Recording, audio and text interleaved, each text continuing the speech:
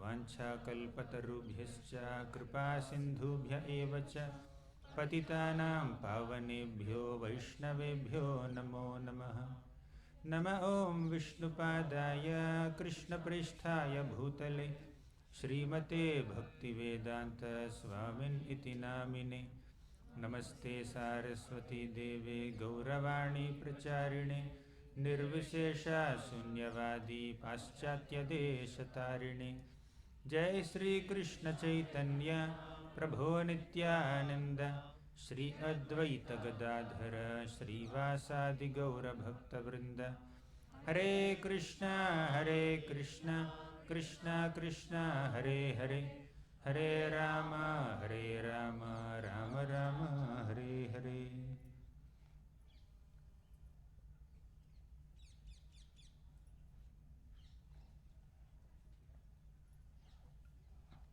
Hare Krishna.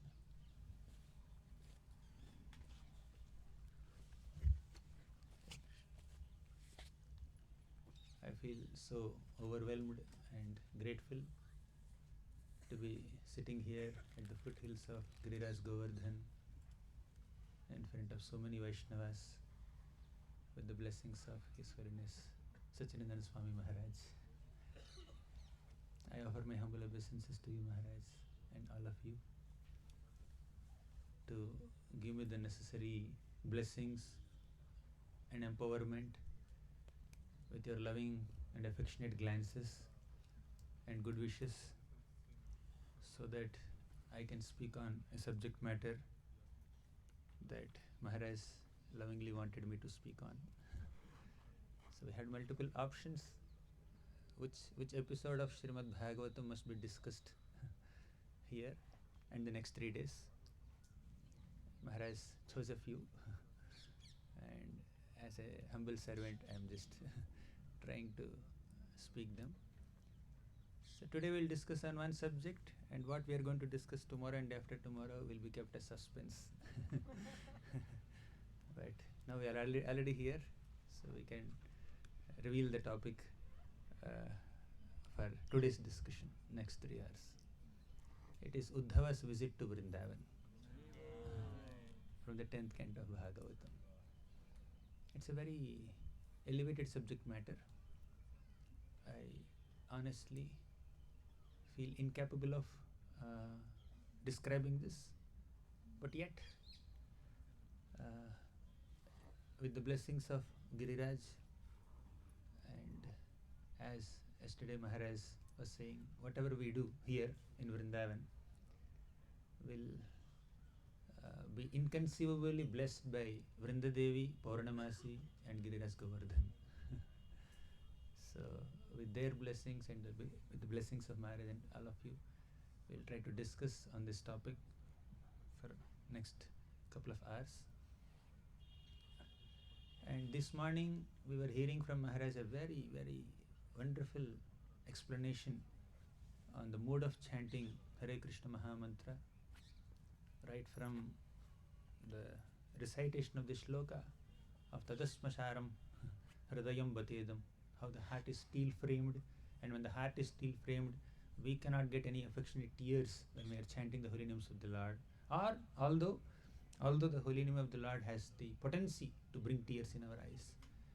So right from that moment till the end of the class, Maharaj was presenting so many things, the meaning of Hare Krishna Mahamantra, and how this Krishna mantra, which is non-different from the Supreme Lord, Hare Krishna Mahamantra, which is a prayer to Srimati Radharani and Sri Krishna, reciprocates with us according to the mood in which we are chanting. Actually, in our scriptures, there is a beautiful shloka about chanting the holy names of Radha and Krishna. Maharaj was counting this morning, Hare Krishna, Krishna Krishna, Hare Hare, Hare Rama, Rama Rama, Hare Hare. There are 8 Hares. 8 times. Out of 16 names, 8 names are Srimati Radharani's names. And 8 names are Krishna's names. And Hare Krishna Mahamantra is a combination of the names of Radha and Krishna. And how chanting this special sweet mantra Radha Krishna mantra, Hare Krishna Mahamantra, will invoke the blessings of the Lord depending on our mood, our consciousness, is so beautifully, eloquently described by Maharaj with so many Shastric quotations, reading several statements from the scriptures and purports and commentaries. So I remember one shloka in this connection. Radheti nama navasundara sidhu mugdham Krishneti nama madhuradbhuta gadha dugdham sarvakshanam surabhiraga himena ramyam Kritva tadaiva pibame rasanekshudarte. Radheti nama navasundara sidhu mugdham. The name of Radha is Navasundara. Nava means very fresh. Nava is new. It also can mean fresh.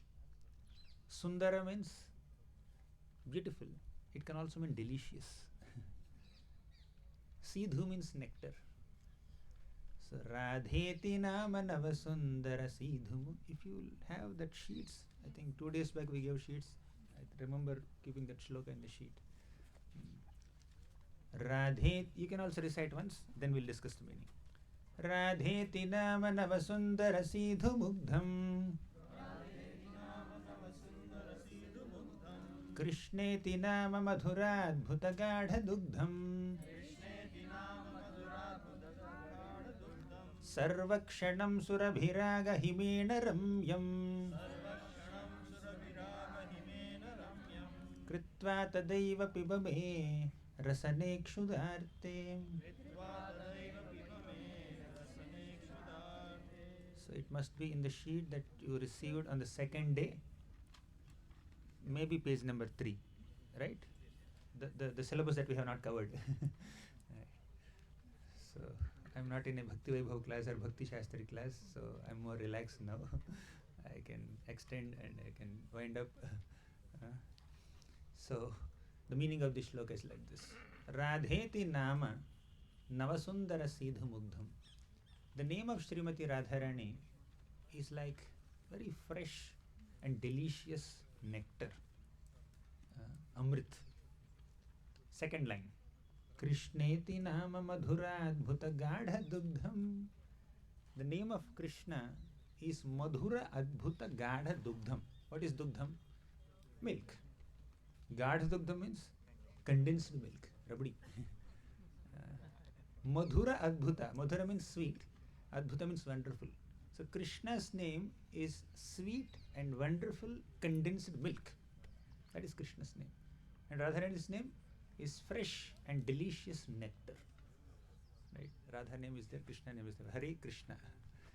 And third line. Sarvakshanam surabhiraga himena ramyam. Surabhiraga. Raga means love, affection, enthusiasm, eagerness, a longing, an attraction to chant. So, to this beautiful combination of the delicious nectar of Radha's name and condensed milk of Krishna's name, you need to add some ice. Hima means ice. And that ice is your love, your enthusiasm, your eagerness, your attraction, your absorption to chant. Sarvakshanam surabhiraga himena ramyam.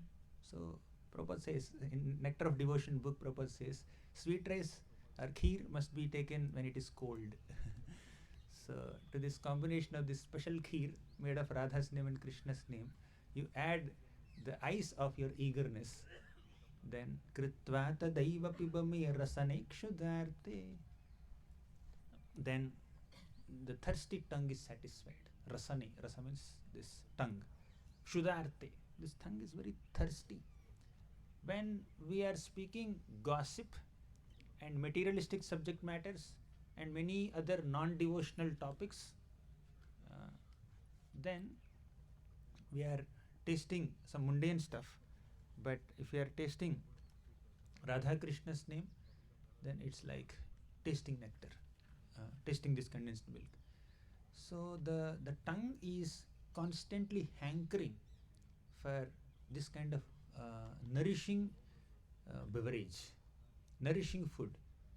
But somehow in this material world, the conditioned soul is inspired to taste all kinds of unnecessary stuff, and the tongue remains very dry like a desert.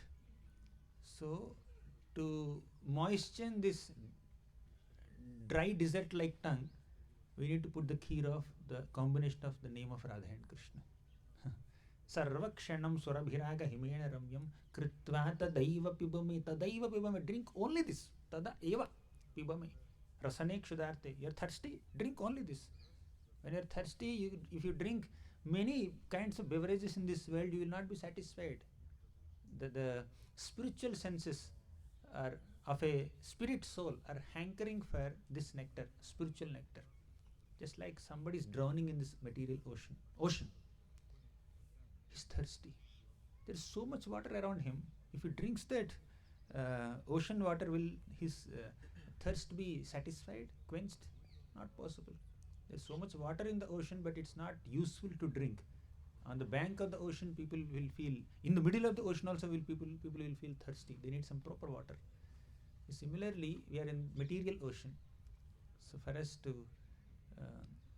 nourish our hearts on a spiritual plane, we need spiritual nectar of the names of Radha and Krishna. That's the meaning of that shloka. So you have been given another sheet today. So Maharaj requested me to speak little bit about Govardhan and then discuss the Uddhava's visit to Vrindavan. Before that, let's discuss little bit about Vrindavan from this first shloka. Vrindaranyamananya bhakti rasadam govinda padambuja dvandve mandadiyo. Maybe I'll recite once and then we can recite, that will become little easier. Vrindaranyamananya bhakti rasadam govinda padambuja dvandve mandadiyo vidanti nahitadvasam nacha chana shashate sandranandara sambudhir niravadhiryasya virasti dhruvam no majjanti kubuddhayo bata samudvigna sudukhairapi. Now we can recite line by line. Vrindaranyamananya bhakti rasadam govinda padambuja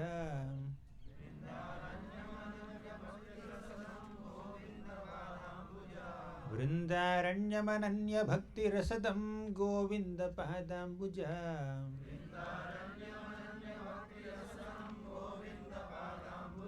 dvandve mandadidhiyo vidanti nahitadvasam chana shashate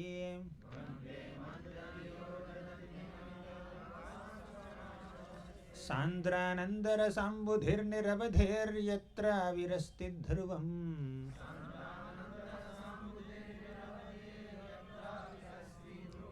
no majjanti kubuddhayo bata samudvigna sudukhairapi.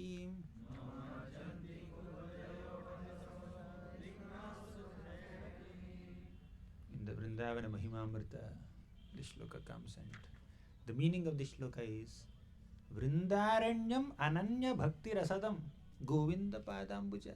What is the glory of Vrindavan Dham? The Gopis of Vrindavan say in the 10th canto of Bhagavatam, in the Venu Gita, they say that Yaddevaki sutapadambuja labdha lakshmi. This land of Vrindavan has attained the opulence or Lakshmi, the great fortune or the opulence of receiving Krishna's footprints. In Vrindavan, Krishna does not wear shoes. He walks barefoot. So when Krishna is walking barefoot, his divine footprints are imprinted on the land of Vrindavan, and no cow or calf or peacock or monkey or parrot or any other creature, Gopa or Gopi, would disturb those footprints. To understand where Krishna is very easy. Just follow the footprints. When Krishna jumped into Kalya lake, all the Vrajavasis living in the village, they got some indications, some kind of omens in the sky and in their bodies also. So they felt that Krishna must be in danger. So they wanted to immediately see Krishna, where Krishna is. So they just followed the footprints of Krishna and they reached at Kalya bank, the bank of Kalya lake. So to find out where Krishna is, you don't have to put Google Maps. The map is shown by Krishna's footprints in Vrindavan. So that is the glory of Vrindavan. So the shloka says, Vrindaranyamananya bhakti rasadam govinda padambuja. This Vrindaranyam, this Vrindavan, will give us ananya bhakti. Ananya bhakti means that bhakti, that devotional service which is rendered with absolutely no distractions or deviations towards any other goals. That is called ananya bhakti. How many times in the Bhagavad Gita Krishna spoke about ananya bhakti? So many times. Ananyaschinta yanto mam yejanaha paryupasate. So ananya. Anya means something else. Ananya means nothing else except Krishna. So when we come to Vrindavan, we'll get that ananya bhakti. Vrindaranyam ananya bhakti rasadam. Ananya bhakti towards whom? Towards wealth? Towards dhanam, janam, sundarim, etc. No. Govinda padambuja. So we'll get ananya bhakti, unflinching and one-pointed devotion towards Krishna's, Govinda's lotus feet in Vrindavan. That's the glory of coming to Vrindavan. Vrindaranyam ananya bhakti rasadam Govinda padambuja. Dvandvi. Krishna has two lotus feet. So therefore, padambuja dvandvi. But the problem is, dvandve mandadhiyo vidanti nahitad vasam channa shashati. But foolish people, mandadhiyo means people who are not so intelligent. Their dhiya is very manda. Manda samanda matayoha manda bhagyah upadritaha. Kali Yuga people. They don't understand the glory of Vrindavan. They don't desire to reside in Vrindavan. Of course, residence in Vrindavan must be offered by a spiritually elevated personality or spiritual master. So it's not that one purchases a ticket and comes here. But the point is, here the sense is that less intelligent people cannot understand the glory of coming to Vrindavan or being in Vrindavan or the glory of Vrindavan. That's the whole point, right? Dvandve mandadhiyo vidanti nahitad vasam channa shashati. They don't desire Vrindavan. Sandranandara sambudhir niravadhir yatra virastid dhruvam. What is the greatness of Vrindavan? Sandranandara sambudhir. Ananda is bliss. The real bliss is derived by rasa.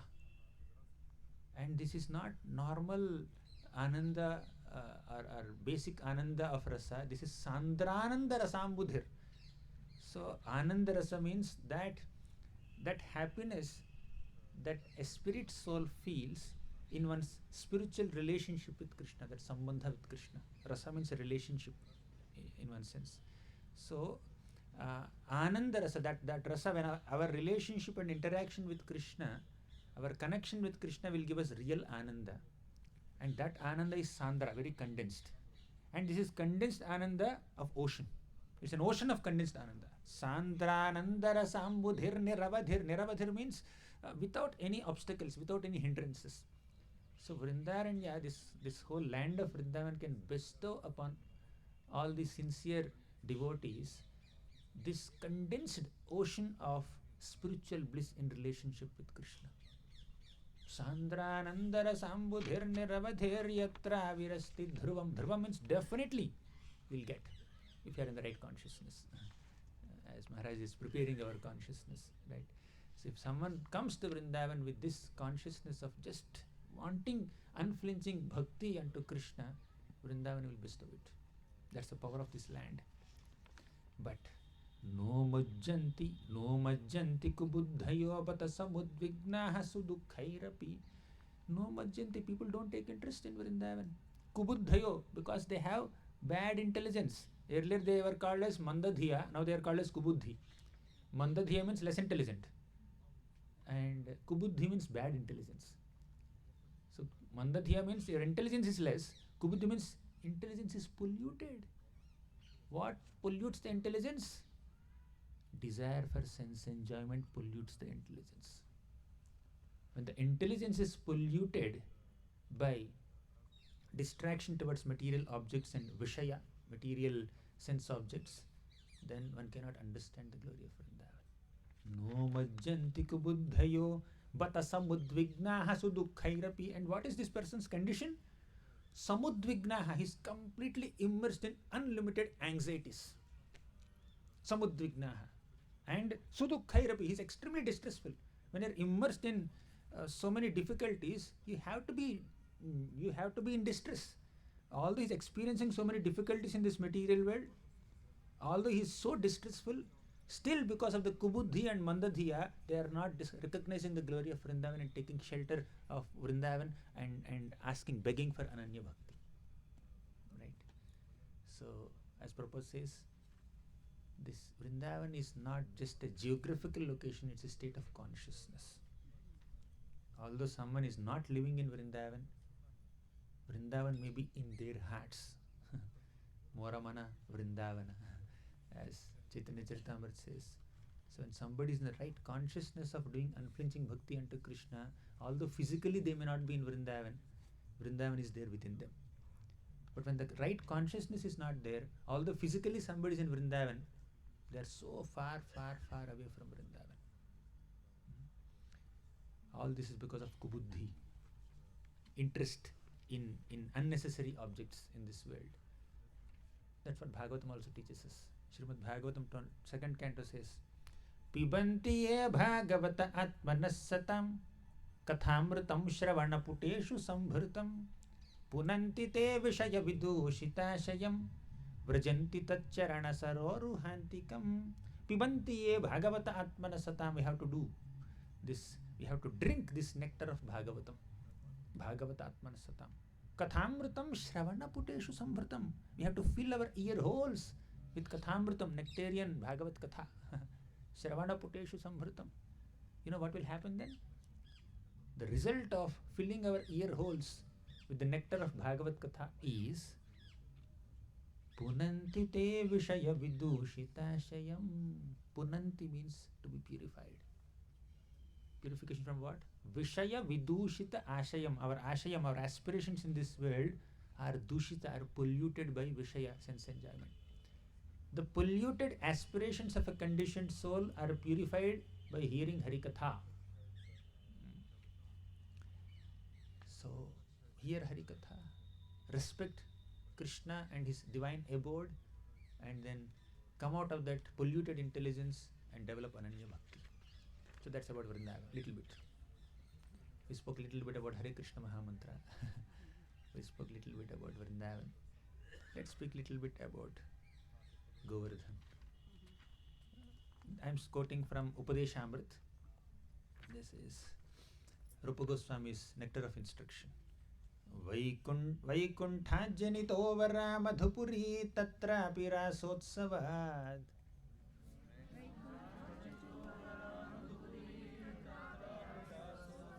Vrindaranyamudara pani ramana tatrapi govardhanah.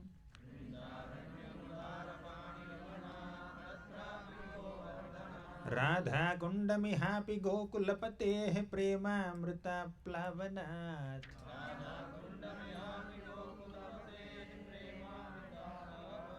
Kuryadasya virajato giritate sevam vivekinakaham.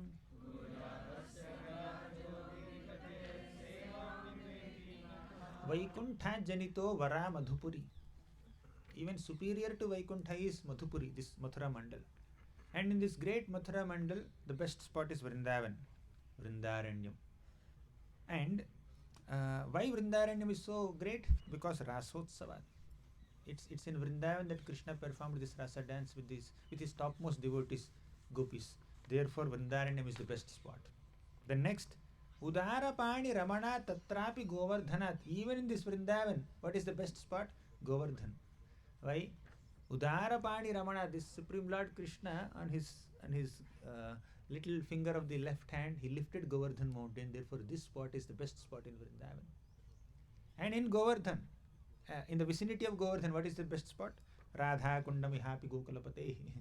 So this is how Govardhan's supremacy and greatness is established in Nectar of Instruction by Rupa Goswami. Then Raghunath Das Goswami in his Govardhana Vasa Prarthana Dashakam glorifies Govardhan mountain in this way. Let's recite this. Giri Nrupa Haridasa Shreni Varyeti Nama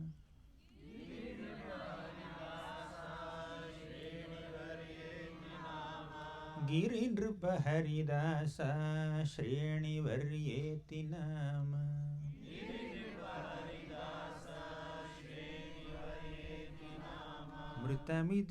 Mrutamidam Shri Radhika Vaktra Chandrat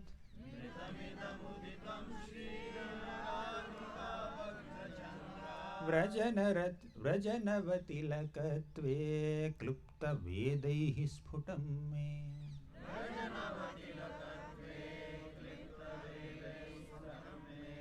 Nijanikata Nivasam Dehi Govardhanatvam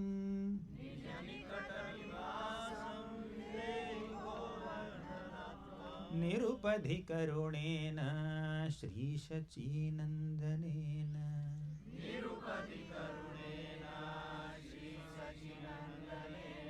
Tvayi kapati shathopi Tvatpriyena arpitosmi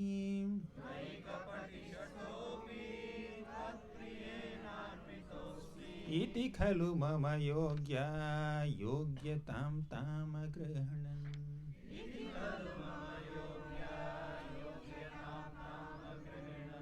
Nija nikata nivasam Dehi govardhanatvam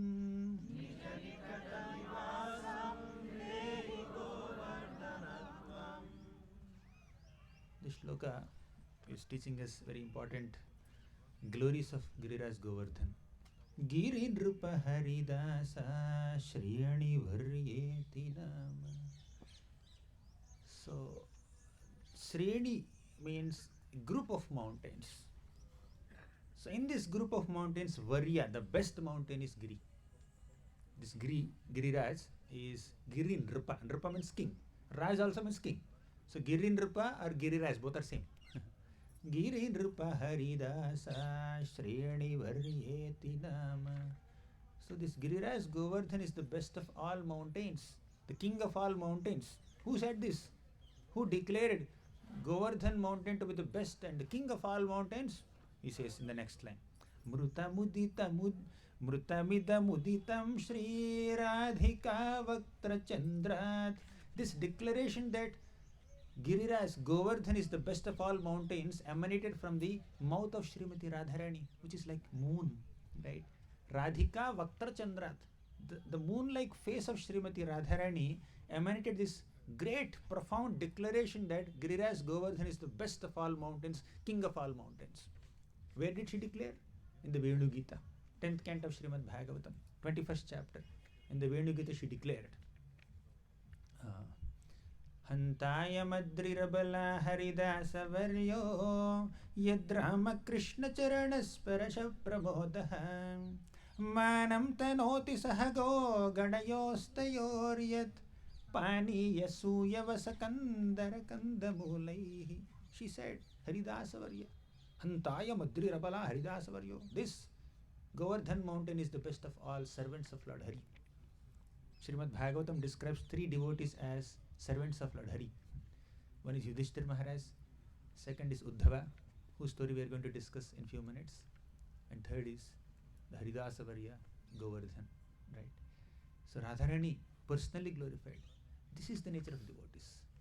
Srimati Radharani is definitely the best of all devotees of Krishna, but she says Giriraj is the best of all devotees of Krishna. So a devotee does not have insecurity in appreciating another devotee. If I glorify this devotee, if all public attention goes on this devotee, what will happen to me? Who will look at me? That's not the mood. Srimati Radharani glorifies Govardhan as the best of all devotees, Haridasa Varya. So because of Haridasa Varya, Giriraj Govardhan's selfless service to the Lord, she recommends even a struggling sadhaka also, Krishna, this devotee is so nice, please accept. Better than me. This devotee is better than me, please accept. And Krishna has to accept, because Radharani says. And she says it. You may see that she's encouraging this devotee by saying that you are better than me. But she literally feels like that. To encourage someone, you speak good words about someone, that is fine. Within the heart, one may still feel, I am better. They are not so better. But still, it's my magnanimity that I am speaking some good words about them and encouraging them in bhakti. Still, my position is maintained, my status quo is maintained. But she literally feels like that. This devotee is better than. Why? Out of her humility. Out of her genuine humility she is feeling. And many devotees are like that. So yesterday we were discussing the story of Dhruva Maharaj from Bhagavatam. So after the Vaikuntha airplane came, Dhruva Maharaj, before boarding the airplane, he offered obeisances to all the devotees there, all the yogis and sages at Badrikashram. He is going to Vaikuntha and all these other sages are staying back in this earthly planet, but he is taking their blessings and offering obeisances and then going to Vaikuntha. He did not say, I am going to Vaikuntha, you still have a lot of time. For the Vaikuntha airplane to come and pick you up, I don't know how many lifetimes he will take. Right? I am better than you. It's established, it's proved. See, airplane is right in front of us. He had absolutely no such mood. He is humbly offering obeisances and taking their blessings. I am going to Vaikuntha. Please bless me so that I can serve the Lord nicely. He did not consider they are inferior to me. This is the mood of a Vaishnava. And another very, very important, finer Vaishnava character related nuance. So Dhruva Maharaj boarded the airplane, Vaikuntha airplane, and the Vaikuntha airplane is about to take off. Suddenly Dhruva Maharaj felt, I must jump off this plane. I cannot go to Vaikuntha. Why? All of you know. He remembered his mother. How can I go to Vaikuntha without my mother, Suniti, who first instructed me and inspired me to take shelter of Lord Vasudeva to fulfill any desire? So, understanding his desire, Nanda and Sunanda, the Vishnu Parshadas, Vishnu Dutas, they told Dhruva, see, there is another airplane going to Vaikuntha. In that airplane, your mother is there. Have you seen? Ah, yes, my mother is there. You both are going to Vaikuntha, don't worry. So, he's so grateful. 36,000 years back, Suniti Mata spoke a few words of inspiration, few shlokas to Dhruva Maharaj. You please take shelter of the Lord. Tvameva vatsashraya bhartya vatsalam mumukshu bhirmrugya padabja paddhatim ananya bhave nija dharma bhavite manasya vasthapya bhajasva purusham. She said this. And few other shlokas. To recite all the shlokas you may take 2 minutes. That's our counseling session. Maybe few minutes of her counseling session, which she gave 36,000 years back, but still, without that 5 minutes or 10 minutes of counseling session, I would not have gone to Vaikuntha now. So a devotee whose heart is filled with gratitude does not forget even the slightest favor that one received from someone in spiritual life, even if it is 36,000 years back or 36 lifetimes back. That's what Dhruva is teaching us. So Dhruva and Suniti Mata, both were going to Vaikuntha. Meanwhile, Prabhupada writes a beautiful purport. You know what Srila Prabhupada writes there? Although Suniti Mata did not go to the forest, she did not perform tapasya by eating kapita fruits or drinking water once in 6 days, eating kapita fruits once in 3 days, breathing air once in 12 days, etc., etc. All these austerities Suniti Mata did not do, because she inspired her son to take shelter of the Lord and he became a pure devotee. By the strength of his devotion, she is also going. Of course, she is also a great Vaishnavi, no doubt. But in this context, Srila Prabhupada writes, with the strength of the devotional service of one of my disciples, may I go to Vaikuntha, or may I go to the spiritual world. He is the one who is taking everyone to the spiritual world. But he says, by the strength of the devotional service of some of my disciples, may I also get a chance to go. That is his humility. He's writing in the purport. You can read 4th canto 12th chapter purports. Yesterday we read one purport on where Prabhupada emphasized on taking shelter of holy name in all circumstances. This is another purport. You can read, homework for you. You can search and read. So this is humility, where a devotee genuinely respects and appreciates service rendered by another devotee. Just like that, Srimati Radharani, although she is the supreme devotee of Krishna, she is glorifying Giriraj Govardhan is the best of all devotees of Krishna.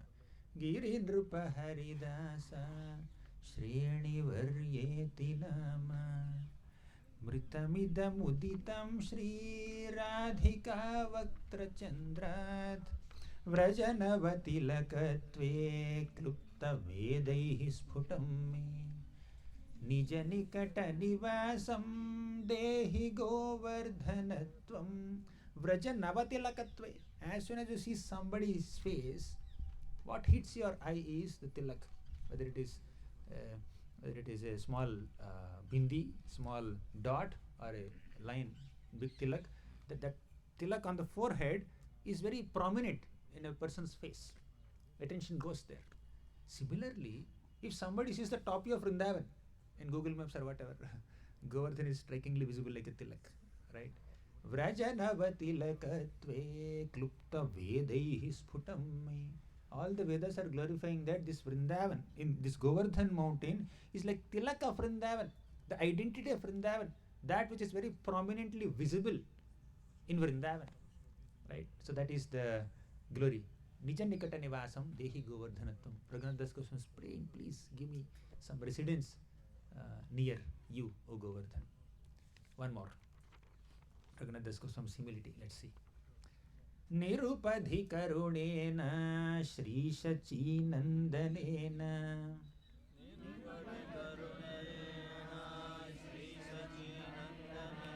Tvayi kapati shathopi Tvat priyena arpitosmi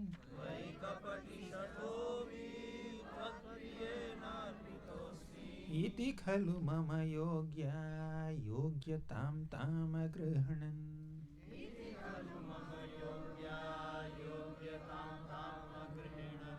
Nija nikata nivasam dehi govardhanatvam.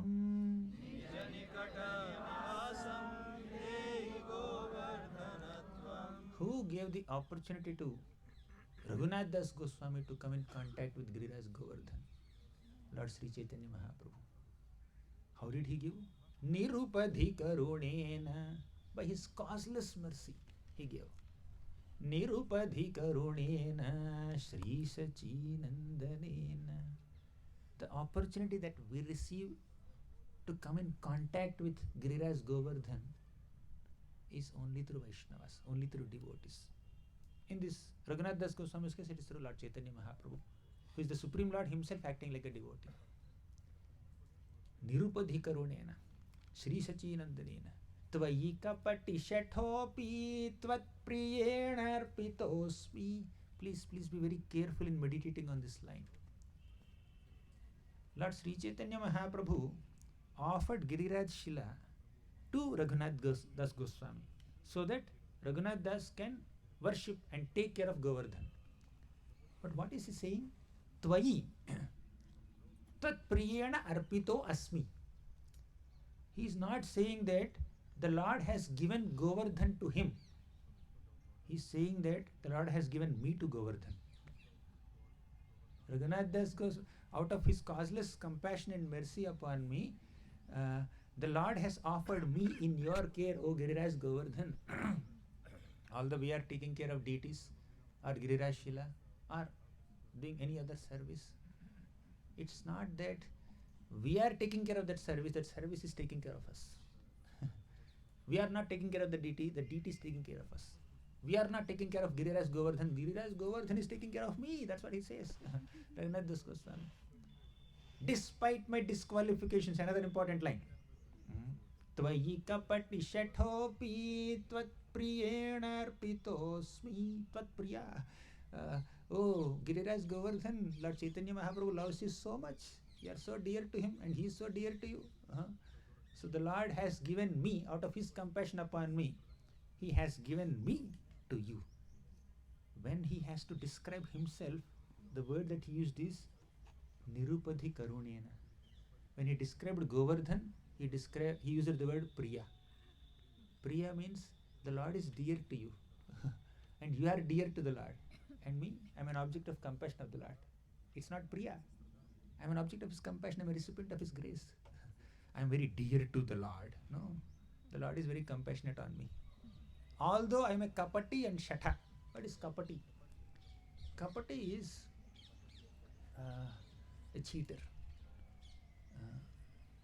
someone who presents himself as so great externally while not so pure internally. Kapati. Someone who is cheating. Shatha means someone who acts very nicely in one's personal interactions, but behind the back they start trying to harm the person, contemplating to harm the other person. But it's like he's just trying to cover his bad side by presenting a good side externally. But Shatha is actually actively planning to harm the other person. I am like that. Raghunath Das Goswami saying, although I'm a kapati and Shatha, although I'm a cheater and a hypocrite, whatever, still the Lord is so compassionate upon me that He has offered me to Giriraj Govardhan, so that Govardhan can take care of me and rectify my mentality. Tvayi kapati shathopi tvat priyena arpitosmi. Then, next point. Iti khalu mama yogya yogyatam tam agrihanan. So the meaning of this shloka is, oh Giriraj Govardhan, please don't consider whether I have yogyata or ayogyata, whether I'm qualified or not qualified. Please don't bother about that so much.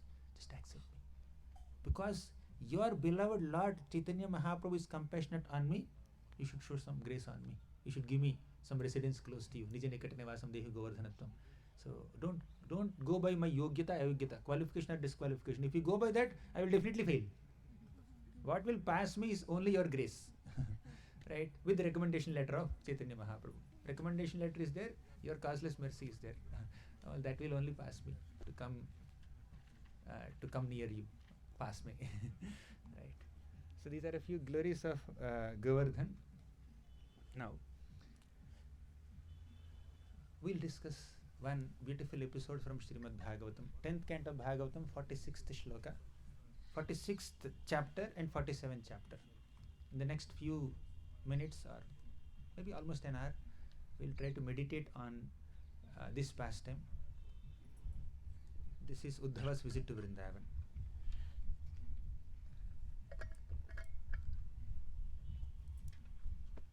So far, we discussed some glories of Vrindavan, some glories of Govardhan, as described by Raghunath Das Goswami and Radharani and others. Now, okay, you can keep these shlokas aside. We'll not recite so many shlokas now. So now we'll discuss the story.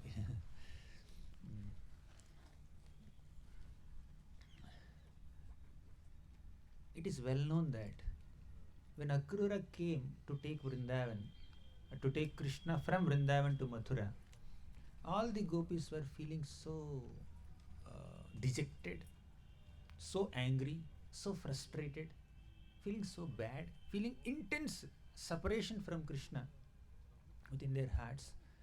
And all these gopis gathered in smaller groups, and throughout the night they were discussing Krishna's pastimes.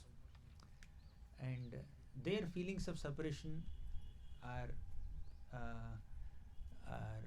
described in few shlokas in the Bhagavatam 10th canto, and put together they are called Viraha Gita, the song of separation, Viraha Gita. So after singing this Viraha Gita throughout the night, early in the morning all the gopis saw that still preparations for Krishna's travel from Vrindavan to Mathura were going on with full enthusiasm. May not be enthusiasm, but with full responsibility or commitment. Akrura prepared his chariot. Krishna and Balaram were mounting the chariot.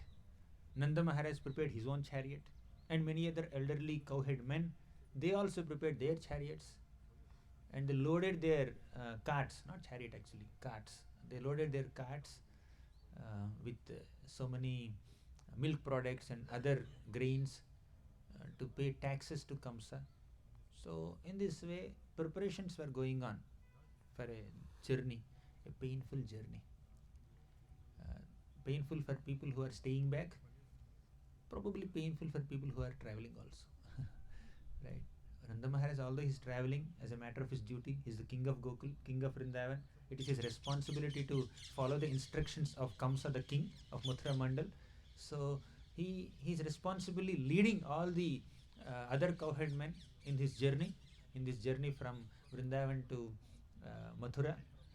But still internally he is feeling anxiety. Why did Kamsa specifically invite Krishna and Balaram? If he wants taxes, I am going every year to pay taxes. This year also I will go. How did Kamsa's glances fall on Krishna and Balaram? In those days when Krishna is doing Kaliya Daman or Govardhan Dharan, nobody did this YouTube live or live streaming. Nobody did that. So Kamsa never saw in his home screen, home theater, what Kaliya is doing, what Krishna is doing, how Krishna is killing Arishtasur, Putana, Bakasur, Aghasur, Vatsasur, Keshi, Arishtasur. He was not watching all that, but he was hearing little bit. There may be some wonder kid, smart kid in Vrindavan. He was having that impression only. But suddenly Narada Muni came into picture and revealed the birth secret of Krishna. He told Kamsa, Kamsa, do you know who Krishna is? Nanda Maharaj's son. He's doing some miraculous activities, I have heard. He is Devaki's 8th son. Really? Devaki's 8th son is a child, a girl, a baby girl. I tried to kill her. She became Durga Devi. I offered obeisances to her. And I fell at the feet of Devaki and Vasudeva and begged forgiveness also. Generally, these demonic people are very, very devoted to Durga. So as soon as this baby girl, Yashoda Mata's daughter, she became Durga, Kamsa developed so many reverential feelings towards Devaki. My sister has given birth to Durga Devi. She must be really special. So he fell at her feet also. And he started offering obeisances to her. She said, I'm really sorry. I killed your sons. But that is their karma. I'm an instrument of their karma. So he said that. And that was the impression fed into him. Suddenly Narada Muni he comes and says, Vasudeva, you have been royally cheated. I'm sorry. Kamsa, you have been royally cheated by Vasudeva. He promised you that he will give every single child of Devaki to you.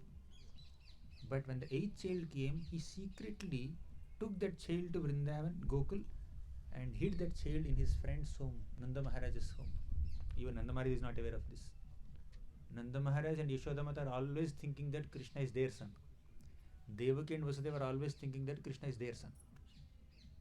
They never think that others have given birth to Krishna.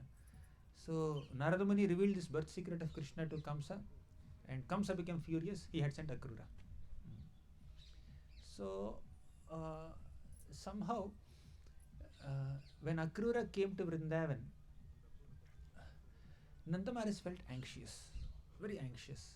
Akrura had a secret meeting with Krishna and Balaram in that night, and Krishna personally came and informed Nanda Maharaj that tomorrow we have to go. This is Kamsa's order, and if Kamsa does some mischief to kill me or something like that, then I will do the needful. You have seen me. I lifted Govardhan mountain. Krishna is highlighting his Aishwarya angle. I have lifted Govardhan mountain. I killed Putana, Bakasur, Aghasur, Vatsasur, Vyomasur, so many people I have killed. I will kill Kamsa also if he does some mischief. But it's important that we go, because Kamsa specifically called me and Balaram to this event. This event of, what is that? Dhanuryaga. Then Nanda Maharaj somehow agreed. Fine, let me just submit to it. But Yashoda Mata did not speak a single word. She was behind the curtains when this meeting is going on. She was profusely crying. She was anxious. But as the queen of Vrindavan, as the wife of king of Vrindavan, she could not speak much. She could not do anything about it. She was silently bearing that pain. But the younger Gopis always felt that when Krishna goes, he may not come back. They were feeling like that. Intensely they were feeling like that. But all the other Vrajavasis, Sakhya Bhaktas and Vatsalya Bhaktas, they felt that Krishna is going to Mathura, he will come back in few days. Their pain is they could not tolerate that separation for few days. That is their pain of separation. But the pain of the Madhurya Gopis is that if Krishna goes, he may not even come back only. They could anticipate a longer period of separation. So therefore they came on the streets, and Akrura's chariot was moving along with Krishna and Balram. These gopis fell on the ground. Akrura, if you want to take Krishna to Mathura, take your chariot over our dead bodies. And some gopis went and caught the wheels of Akrura's chariot. Some people caught the driver and then threw him on the ground and started beating him. Some gopis caught these horses, not allowing them to move. Some gopis went and caught Balaramji, please don't go. Some caught Krishna directly and said, please don't go, please don't go. Then somehow Krishna pacified. It's a very, very heart-touching incident, very elaborate incident. But Krishna said, I'll come back soon, don't worry, and he left. Although Sukadeva Goswami very intensely described the strong feelings of the gopis of Vrindavan in Bhagavatam, he did not sufficiently, actually he did not describe the feelings of Krishna much. But some acharyas write in their commentaries, especially Vishnu Chakur Thakur.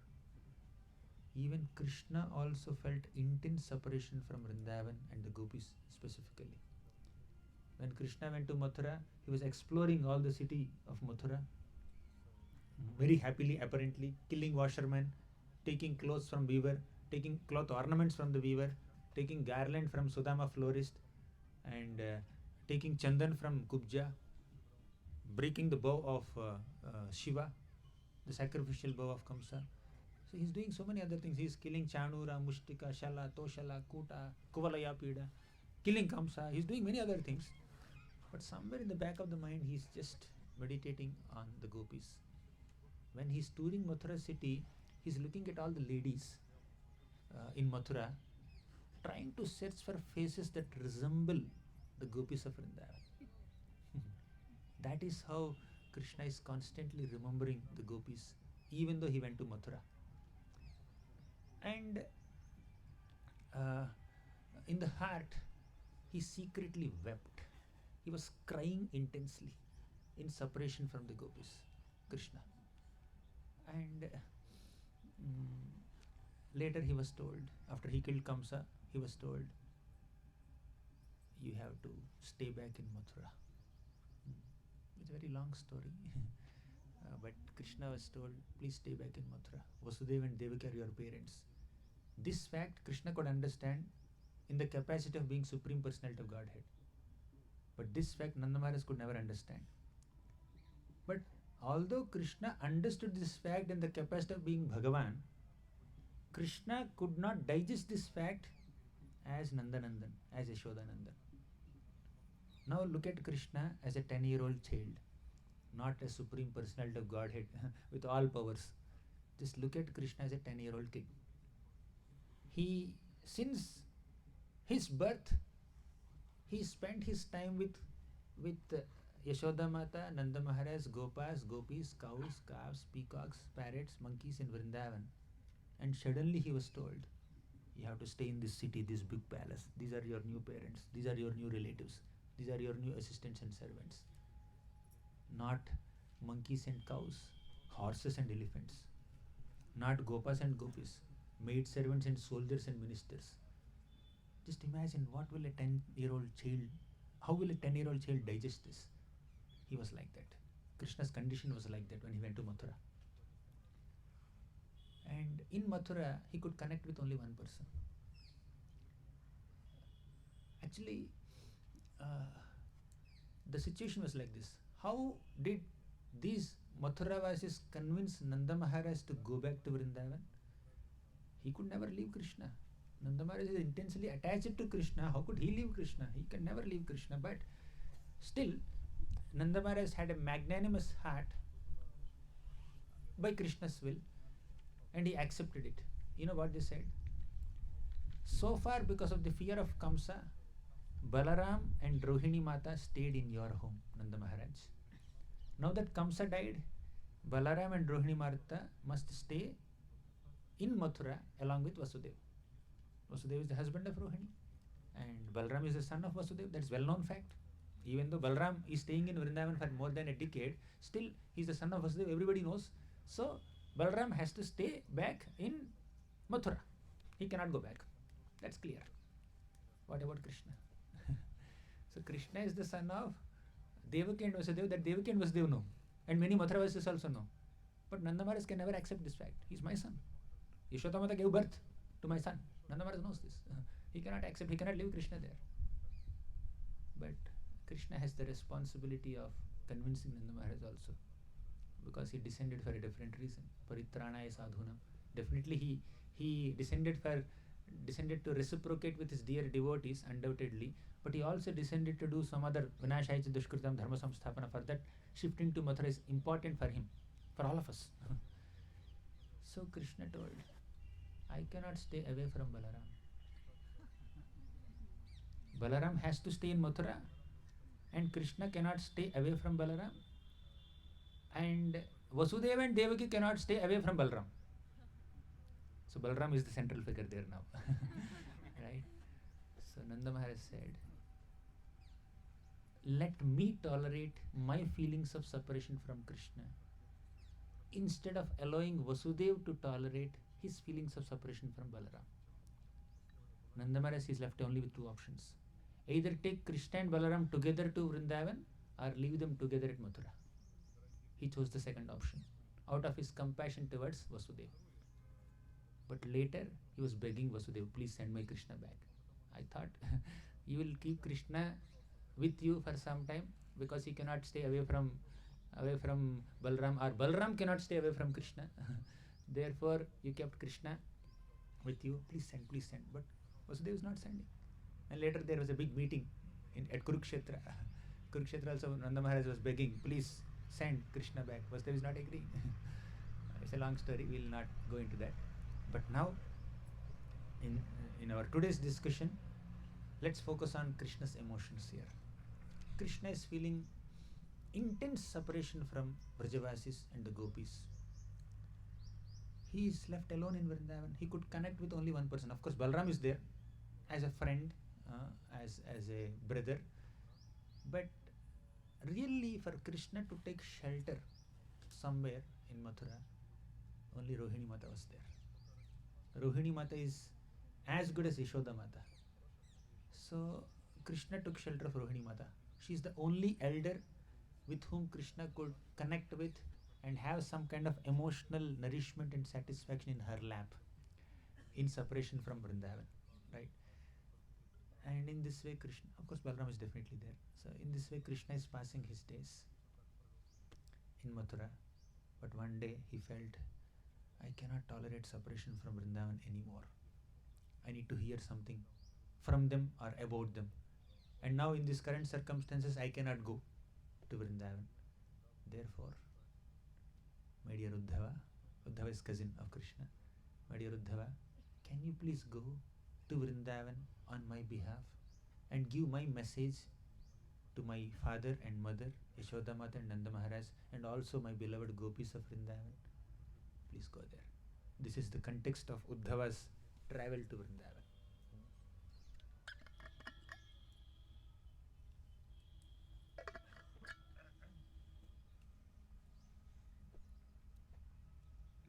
So Uddhava went to Vrindavan. At that time Uddhava did not know the glories of Vrindavan completely. He knows Krishna is so attached to them. Maybe Krishna is missing them. Actually Uddhava is attached to Krishna so much since childhood. When Uddhava was a small child, third canto describes, he's playing with Krishna dolls. He was so absorbed in worshipping Krishna dolls that when his mother calls him for breakfast, Uddhava, come, please take some breakfast. Uddhava wouldn't go. He's so absorbed in play. So after a decade of his meditation on Krishna, feelings of separation from Krishna, Uddhava finally got association of Krishna. Now Uddhava is asked by Krishna, please go and give my message to the Vrajavasis.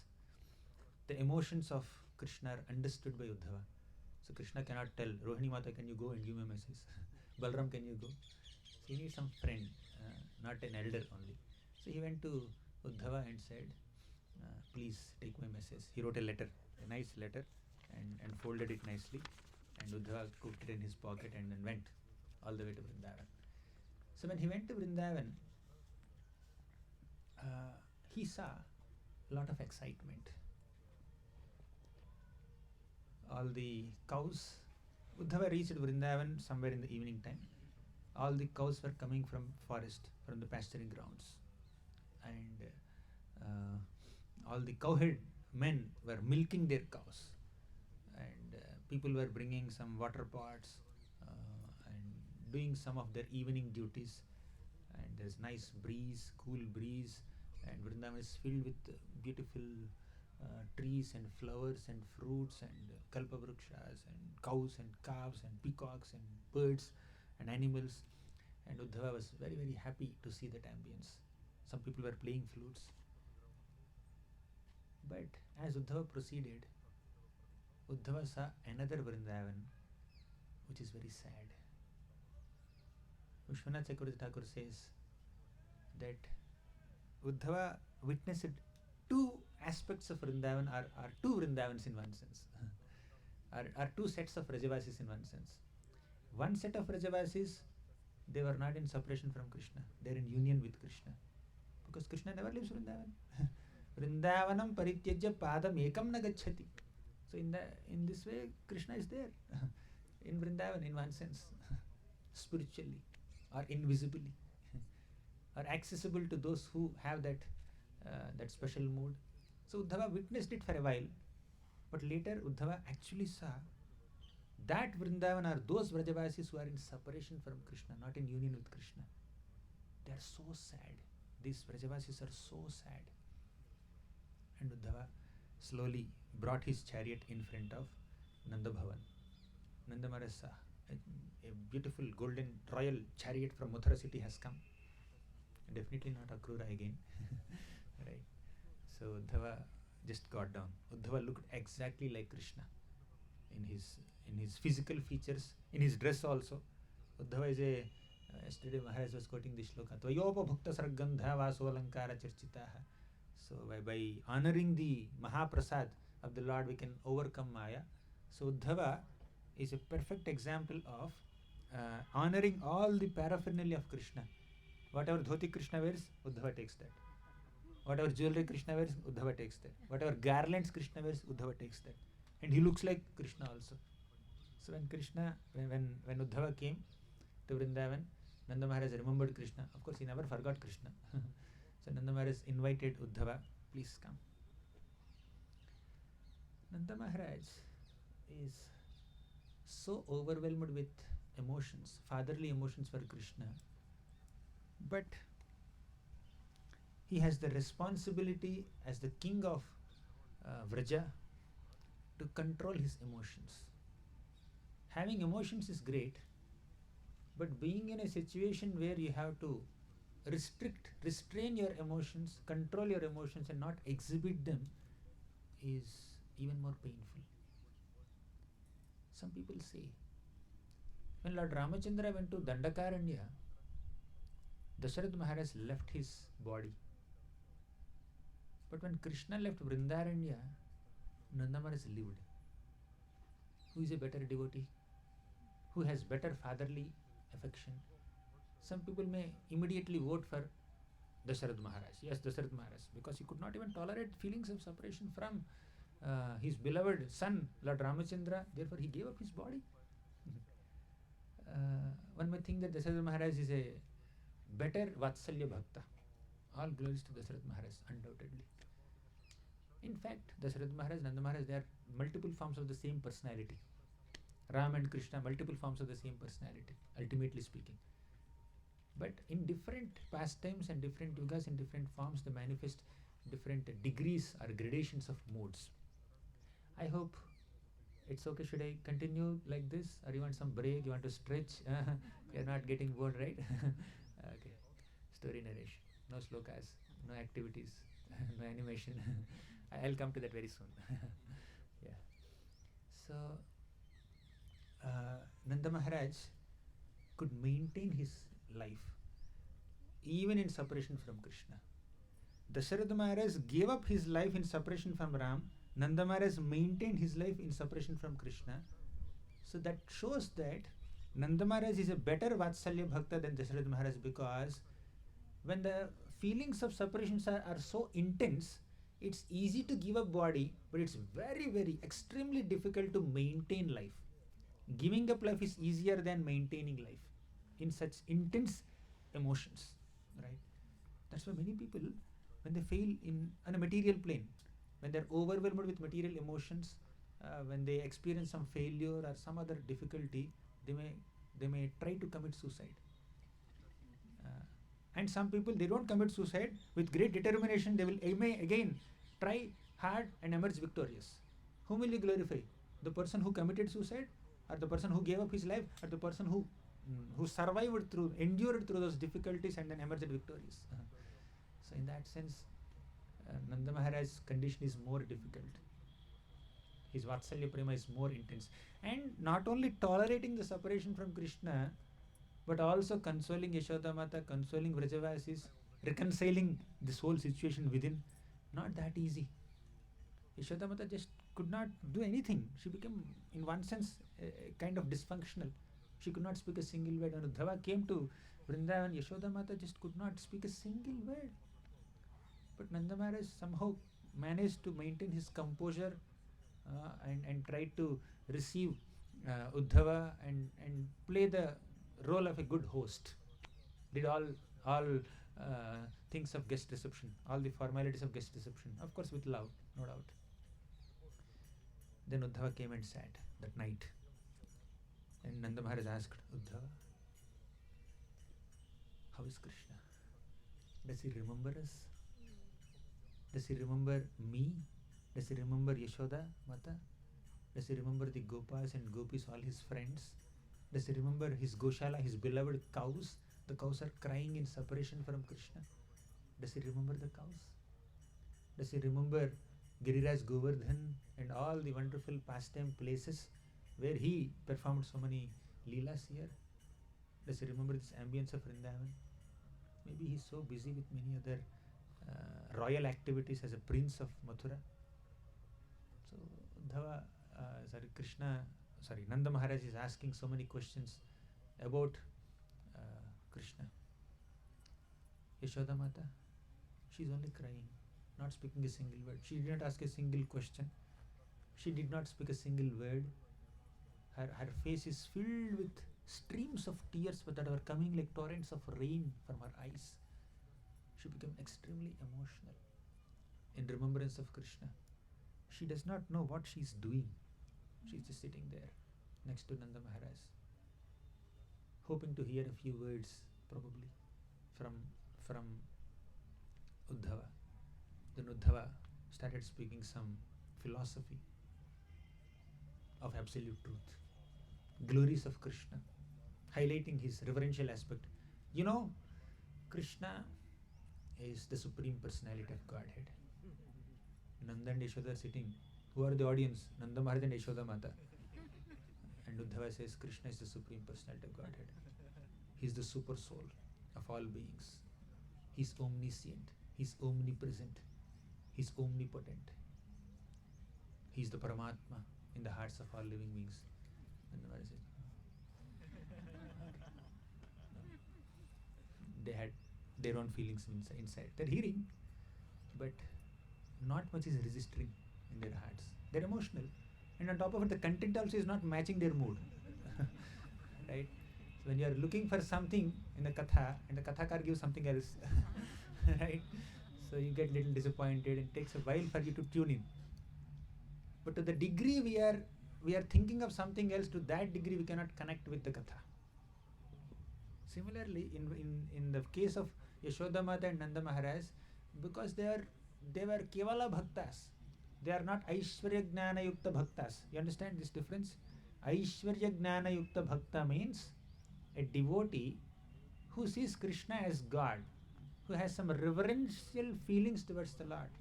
They have some Aishwarya Gnana. They have some knowledge or awareness of Krishna's majesty, grandeur and opulences and powers. But Kevala Bhaktas, they have absolutely no information or no interest or no awareness. They are not at all conscious. Even if Aishwarya is being displayed so profusely right in front of their eyes, still their love for Krishna is so intense that they cannot see Krishna as God. Even if Krishna exhibits some superhuman activities, they consider Krishna as a human child only. Ordinary mudhas, ignorant people or demoniac people may consider Krishna ordinary out of lack of devotion. But out of extreme devotion, Vrajavasis consider Krishna as their child, as their son. Trayyachopanishadbhischa Sankhya yogaischa satvataihi Upagiyamana mahatmyam Harim samanyatatmajam. Trayyacha Upanishadbhischa, in all the three Vedas and Upanishads, Upagiyamana mahatmyam, the mahatmya, the greatness of Krishna as the supreme absolute truth is glorified repeatedly in all the scriptures. But Yashoda Mata considers that Krishna is my son. Sa amanyata atmajam, he is my atmaja, he is born out of me. I have to feed him, I have to discipline him, I have to scold him, I have to chastise him if he is misbehaving. Disciplining him is my responsibility. If I don't feed him, he will die. That is her mood as mother. That's why her position is superior to everyone else. That's why Sukadeva Goswami says, Nemam virincho nabhavo Nashrirapyanga samshrayat Prasadam lebhire gopi Yattat prapa vimukti dat.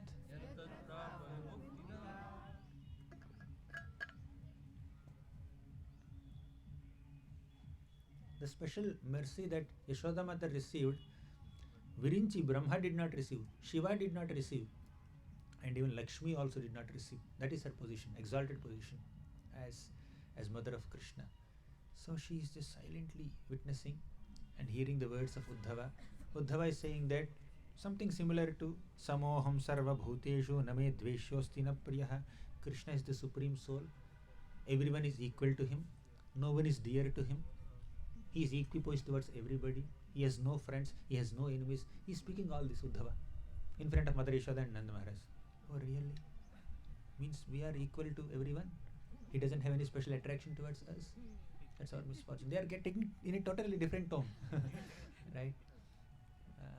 But Uddhava, while trying to pacify Nanda Maharaj and Yashoda Mata, he is undergoing some transformation. Sometimes we may think we are teaching others, we are speaking to others, we are enlightening others. But by seeing the mood of the hearer or student, that speaker may get transformed sometimes. It happens. Especially in Uddhava's case, it happened. Sometimes someone who is sitting and hearing Harikatha may be more spiritually advanced than someone who is speaking Harikatha. Just because we are given the role of speaking Harikatha or teaching scriptures, that may not mean we know better than those who are hearing. Because one who has great taste for hearing is already very fortunate.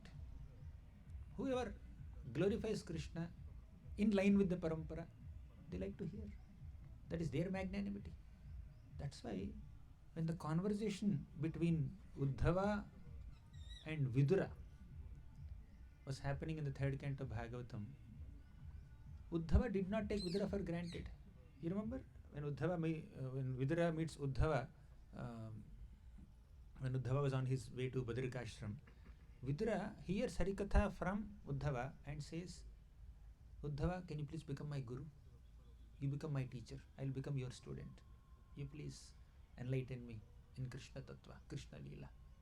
Then Uddhava says, you are such an exalted personality. You are so great. How can I do this Maryada Vyatikram? By accepting an elderly person as my student. You are not just elderly to me in age, you are so elevated in Krishna consciousness. And Krishna remembered you at the time of his departure. Vidura, you are so exalted. I cannot act as your teacher. I spoke, of course, 4 chapters of Katha he spoke. He spoke just because he remembered Krishna. That is for his purification. That is for his meditation on Krishna. And Vidura happened to be in front. And he did it as a service. Not that he is actually thinking that I am enlightening Vidura. I am so close associate of Krishna, and Vidura is not that close, so I am enlightening Vidura, I will accept him as student. He did not think like that. He said, there is another devotee, Maitreyi Muni, go and hear from him. Then Vidura went all the way to Maitreyi Muni at Haridwar, and he sat in his class. And what is Maitreyi Muni saying? Vidura, you are so exalted, you are extremely exalted, you are Yamaraj. Because of Mandavi Muni's curse, you are acting like a minister in Hastinapur now, but you are very exalted. By speaking Harikatha in front of you, I am getting purified.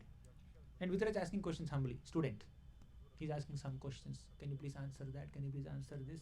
What is this? What is that? Vidura, Maitreyi is answering all the questions, but in the mode of a servant. He says, Vidura, every question that you are asking in connection with Krishna's Nama, Rupa, Guna, Leela is making a special garland. You know what is the name of this garland? Anyone knows here? I think some of you know. Huh? Kirtimala. Kirtimala, you know Kantimala, but there is something called Kirtimala. Kirtimala means a garland of the glories of Krishna. Because Vidura is asking questions about Krishna, every question is like offering a flower to Maitreyi Muni. And Vidura and Maitreyi Muni is elaborating on these glories of Krishna. So Maitreyi Muni is stringing the garland, and Vidura is, with every question, he is offering a flower. Please put this also, put this also, put this also. Now you put this big flower, now you put this small flower. Now you put this bird, now put these leaves. Right? In a garland there are multiple elements, right? So with every question, Vidura is offering some flowers to Maitreyi Muni. Maitreyi Muni is accepting them and making this Kirtimala. You are making this Kirtimala. I am an instrument in your hands. So this is how a genuine speaker of Bhagavatam thinks.